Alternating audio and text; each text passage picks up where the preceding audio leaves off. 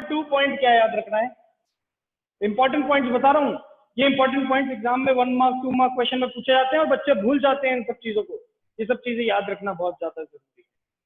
Number 1 point, when current carrying conductor is placed in magnetic field it experiences a force. Number 2, the direction of force can be calculated by Fleming's left hand rule. The direction of force can be calculated by the help of Fleming's left hand rule। कौन सा rule? Fleming's left hand rule. पढ़ लिया था अपन ने, force magnetic field current, force magnetic field current, Fleming's left hand rule. Number 3 point, force will be maximum. ध्यान से सुनना, very important point, star लगा के लिखवा रहा हूं। Force will be maximum when the current or conductor is making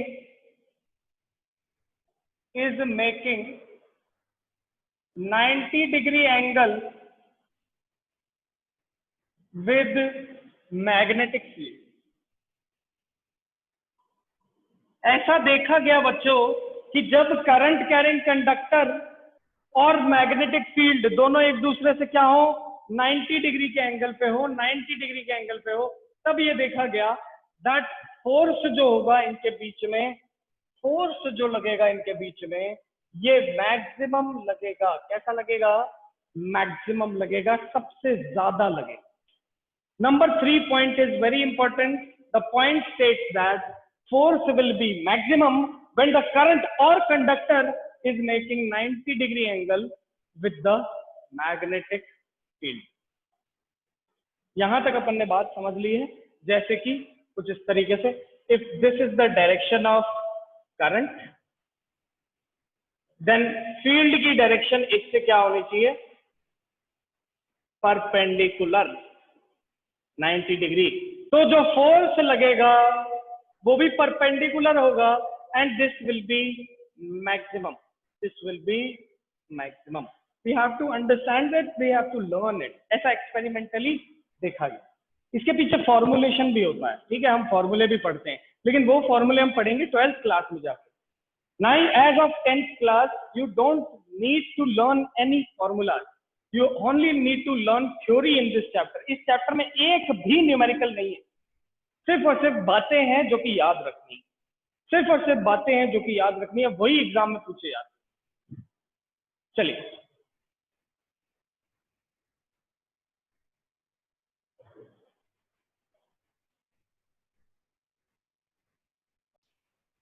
fourth point of our observation will be, fourth point क्या कहता है?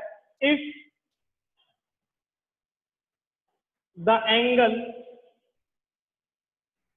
Between magnetic field and if the angle between magnetic field and electric current starts decreasing,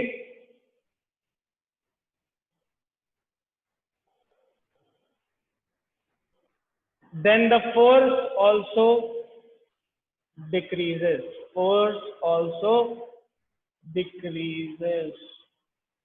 अगला point क्या लिख दिया अपन ने? अगला point ये लिख दिया कि जैसे जैसे अपनी मैग्नेटिक फील्ड और करंट के बीच का एंगल कम होता जाएगा, कम होता जाएगा, कम होता जाएगा, कम होता जाएगा, तो इस वायर पे लगने वाला फोर्स भी कम हो जाएगा, डिक्रीज होने लग जाएगा। After then we will write down the fifth observation. Fifth observation क्या कहता है? फिफ्थ ऑब्जर्वेशन कहता है when angle between conductor and magnetic field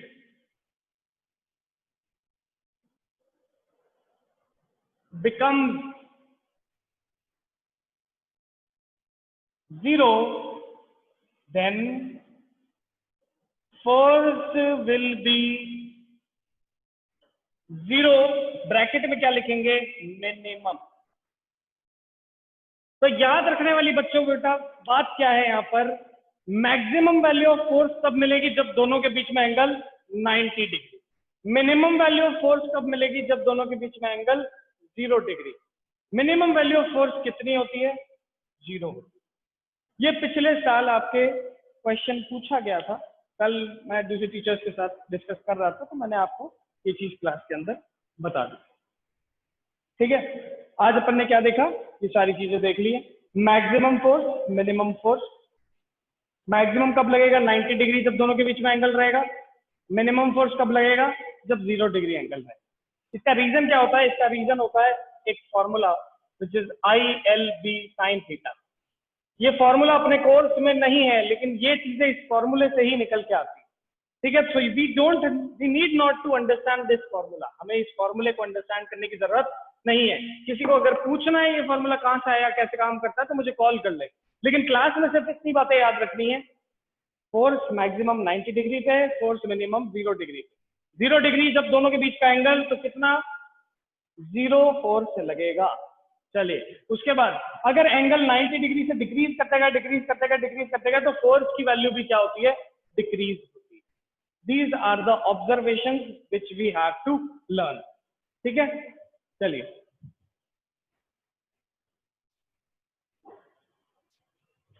C what happens at the time of short circuit, उसी की बात करें।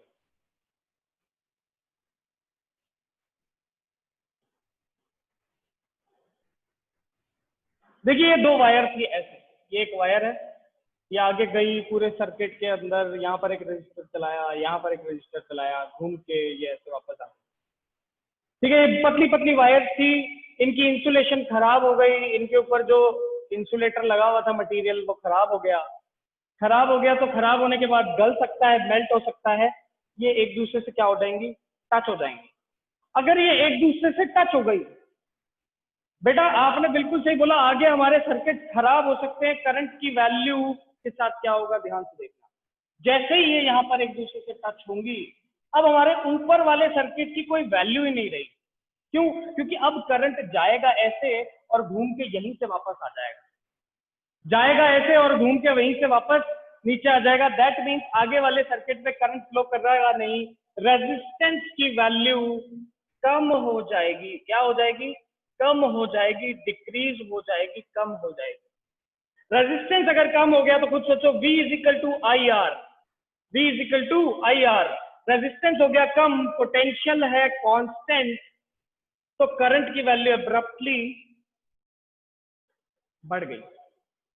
क्या कर गई, बढ़ गई। तो आपका रीजन बिल्कुल सही है, अप्लायंसेस खराब हो जाएंगे, करंट पहले ही चला जाएगा, बिल्कुल परफेक्ट।